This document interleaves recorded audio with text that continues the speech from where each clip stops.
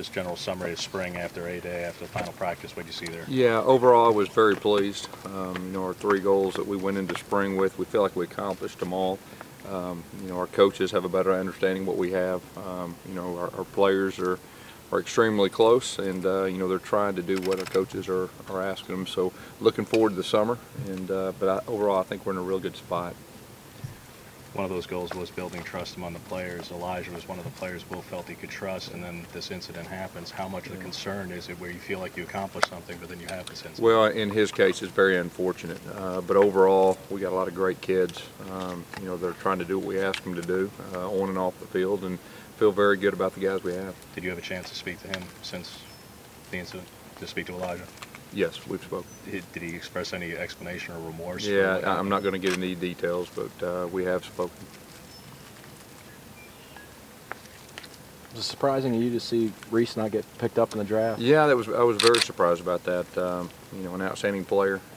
Like I've said before, I think he'll make somebody a very good pro for a long time, somebody they can count on.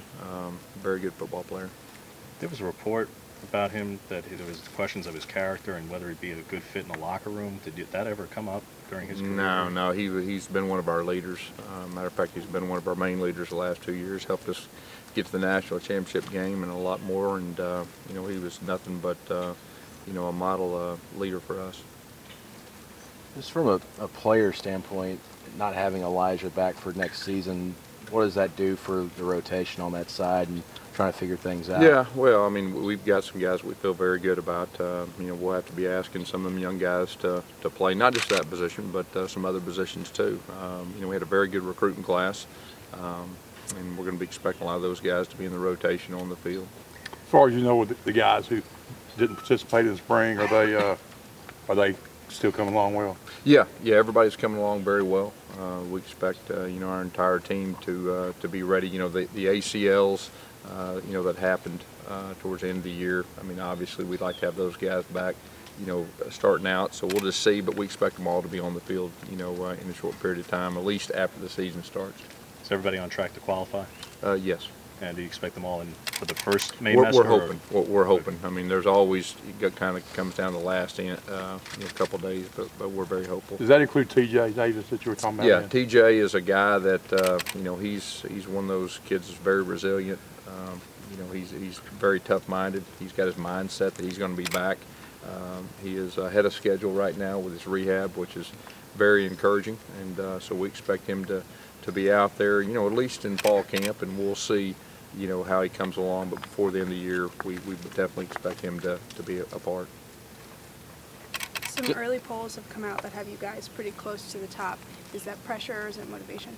Well, we have high expectations regardless of what people think. We're in the toughest division in college football, and it all takes care of itself. And usually, you start thinking about polls towards the a little more than halfway point, and everything really takes care of itself. We don't get too caught up, one way or another this early, before the season starts. At what point do you start focusing on the first game next year, looking at who they have and what they're doing? Yeah, when you're in spring, you concentrate on yourself. Then you get to summer and you start talking about and preparing for your opponents. So there'll be a period of time that our coaches will start that after recruiting in the summer. And then in fall camp, usually with about 2.5, 3 weeks out, you start preparing. Jeremy Johnson had talked to us after he was named the starter about how they could have a good season if people stay out of trouble. And he mentioned it last year, reference to that. How much do you lean on him to go, okay, this is your time in this summer to keep everybody's heads on straight? Yeah, well, he is going to be one of our leaders. The great thing is, he's been the number 2 guy for 2 years. He's got a lot of reps with the ones.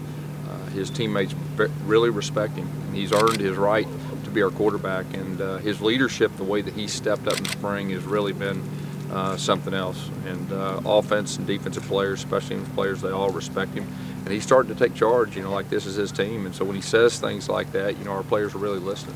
Do you think he can accomplish statistically what Ryan Applin did with you guys? You never know as far as statistics. He's wanting to win. He's wanting to win a championship. And I know that's the number one thing on his mind.